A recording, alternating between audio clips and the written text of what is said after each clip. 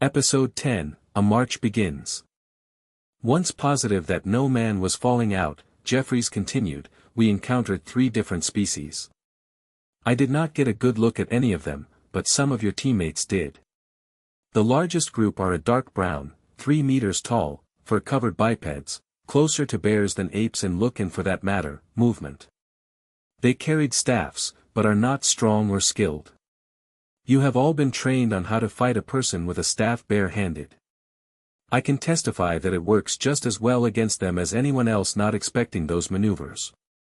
3 of us got our hands on staffs and killed several of them each. He paused to let that sink in. Surprised that no one gasped at his admission that he had killed another sentient, he went on. As far as we know, there was only one of the next. He is the dangerous one. He took out all 3 of us that had staffs using a staff himself, knocking me out cold and killing Sergeant Michel. Again, Jeffries paused to let it sink in that they had lost someone in their platoon and death was now a real possibility. He is short. Less than 1.5 meters tall, tan, with fast, jerky movement. Your teammates swarmed him so I could come get you.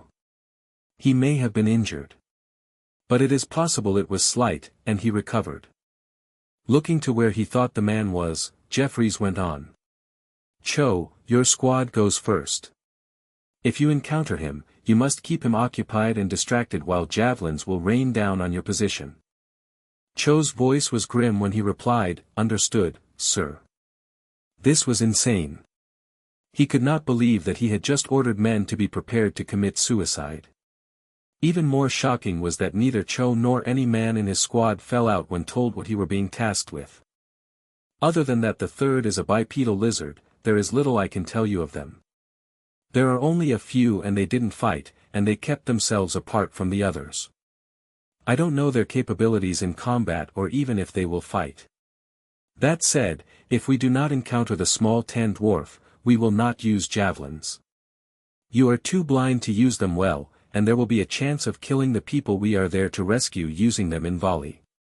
Some of Wilson's people started handing out spare canteens now coming through the gate. Jeffries watched that and when they finished, shouted, move them out, top. We follow the track I made coming back. He was glad his top could bellow with the best of them. That powerful voice rang out, Cho, take the lead, by the route step, march. Surprisingly, Major Wilson and his senior lieutenant, Townsend, saluted his men as they left. Damn these glasses. They were not clear enough that he could see their expressions as he passed. Nevertheless, he returned the salute. Then he was beyond the gate camp perimeter. There could be no doubt now in those creatures' minds that his men were coming out after them. Cho, keep up a running commentary on everything you see. Sir, yes sir, came the reply, then creative descriptions of sand started.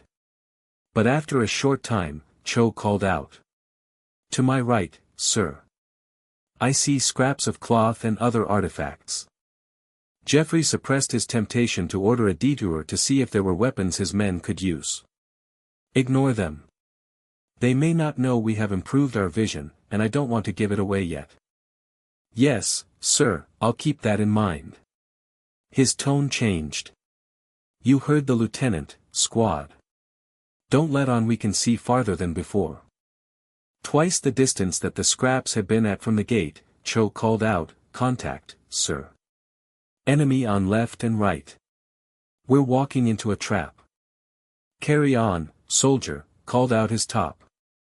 We have them right where we want them.